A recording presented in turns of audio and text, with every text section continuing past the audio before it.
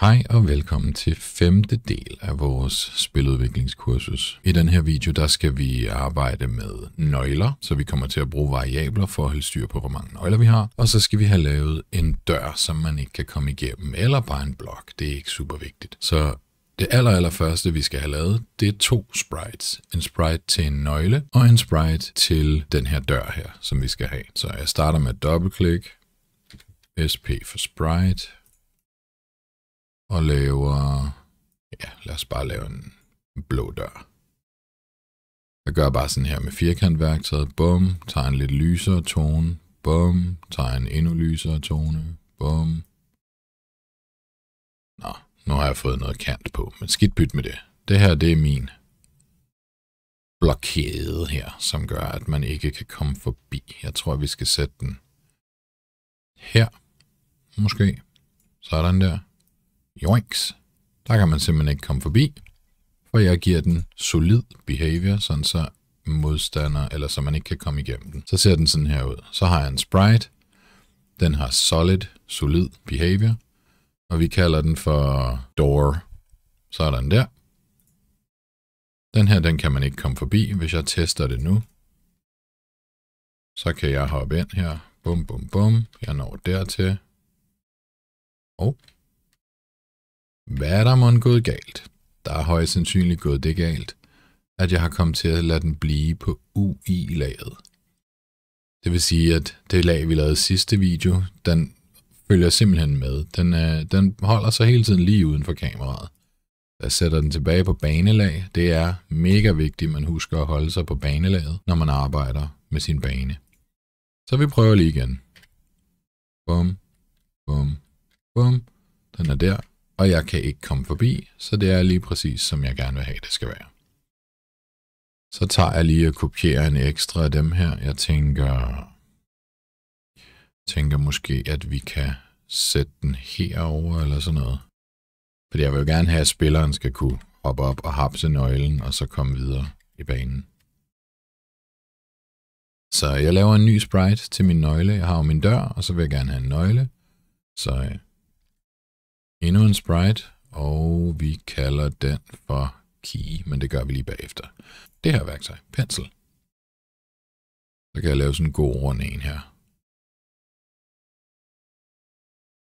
Og så kan vi trykke her, bum, så kan jeg tage det her værktøj, lave en god fed streg. Okay, den var alligevel ikke super fed, men skidt med det. Bum, nøgle, sådan der. Det ligner en nøgle. Så mangler den bare lige et hul her. Det kan jeg jo bare lave med viskeladeret. Det er meget lille. Skruer lidt op for størrelsen. Det er lidt bedre. Sådan der. Så har jeg lavet en meget simpel nøgle. Så kan I altid selv pynte videre på den. Kryds. Bum. Laver den lille. Hvis I ikke vil have, den laver det her wobbly, så holder I shift nede og trækker. Så sætter vi lige den her. Bum. Så har jeg en nøgle der. Men den hedder ikke nøgle, så det skal vi lige gøre. Jeg kalder den key. Sådan der. Men jeg kan ikke samle den op. Hvis jeg hopper ind og prøver nu, hopper op i den, så sker der ingenting. Så jeg skal have lavet noget kode. Jeg går ind på mit event sheet heroppe i toppen, og hvis nu I har fået slukket for det, og det er blevet helt væk, og I ikke kan se det nogen steder, så kigger I herude i jeres projekt, dobbeltklikker på event sheetet, og så åbner den det heroppe. Så hvis man føler, det er lidt fyldt heroppe, så kan man faktisk bare slukke for de ting, man ikke vil have. Og så ser det mere organiseret ud. Inde på event sheetet, der vil jeg jo gerne gøre sådan, at når spilleren støder ind i nøglen, så skal den forsvinde. Så jeg siger min player collision, og så tager vi nøglen. Ligesom vi har gjort med spiller støder ind i lava, spiller støder ind i portal, spiller støder ind i mønt. Her er det bare nøglen. Og hvad skal der ske? Vi skal destroy den her nøgle her. Key og DES for destroy. Men vi vil også gerne have, at systemet tilføjer en til nøgler, sådan så vi har en nøgle. Så jeg skal oprette en variabel til nøglen. Det gør jeg ved at højreklikke. Add global variable. Det skal være et nummer, det skal være 0 til at starte med. Og jeg kalder den for keys, fordi jeg vil gerne kunne have mere end en nøgle. Så nu har jeg coins 0 og keys 0, og de kan ændre sig. Her der ændrer vi coins med 1, og hernede når vi samler nøglen op, så vil jeg gerne have, at vi destroyer nøglen, og at vi så i systemet add, ligesom vi gjorde før, add to. I stedet for coins skal det være keys, og vi adder 1. Nu har vi har slettet en nøgle, og vi har fået en key. Ligesom vi gjorde før, så kan vi ikke se det, fordi variablerne jo er skjulte. Men jeg kan gå ind her i Debug Layout ved at trykke på den lille sorte pil, og så kan jeg se, at jeg har coins, og jeg har keys. Så jeg kan holde øje med den her keys-variabel. Jeg kan lige gå over og nappe en nøgle, eller en mønt, så gik coins 1 op, og hvis jeg tager nøglen, bum, så er keys gået 1 op. Jeg kan stadigvæk ikke åbne døren. Og det kan jeg ikke, fordi jeg har ikke kodet det endnu. Og her der bliver det en lille smule tricky, men det er stadigvæk overskueligt.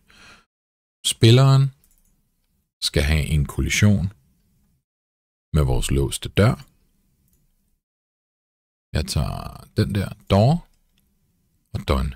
Men udover det, når spilleren støder ind i døren, så skal jeg også tjekke, hvor mange nøgler der er tilbage. Altså hvor mange nøgler er i vores variabel keys. Så jeg skal tilføje en ekstra condition, et ekstra spørgsmål. Så jeg højreklikker her og siger add another condition. Og det er systemet, og det er compare. Fordi vi skal compare en variable. Vi skal simpelthen tjekke, er antallet af nøgler, er det samme som eller større end 1? Hvis jeg sagde, at det er det samme som 1, så ville jeg ikke kunne åbne døre, hvis jeg havde 2 nøgler, for 2 er ikke det samme som 1.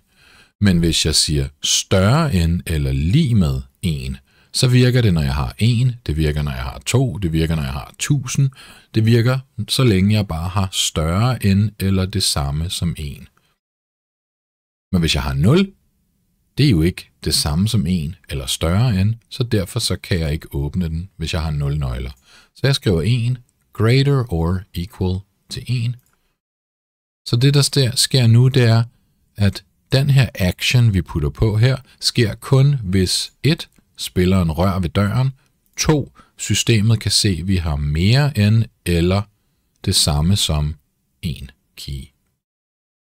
Hvad for en action skal vi have her?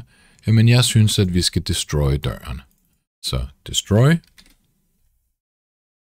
Og så vil jeg gerne fjerne en nøgle, fordi vi har lige brugt den på døren. Det synes jeg giver mening. Hvis du i dit spil gerne vil have, at man bare har en nøgle og kan bruge den lige så tosset, man har lyst til, så gør du det. Men jeg synes, at i det her tilfælde, der skal vi add action, system, sub for subtract from, og så fjerner vi 1 fra keys. Done. Sådan der. Hvis jeg tester mit nu, så kan jeg hoppe hele vejen herover og finde ud af, at jeg ikke kan komme forbi. Så kan jeg hoppe hele vejen tilbage, eller dø.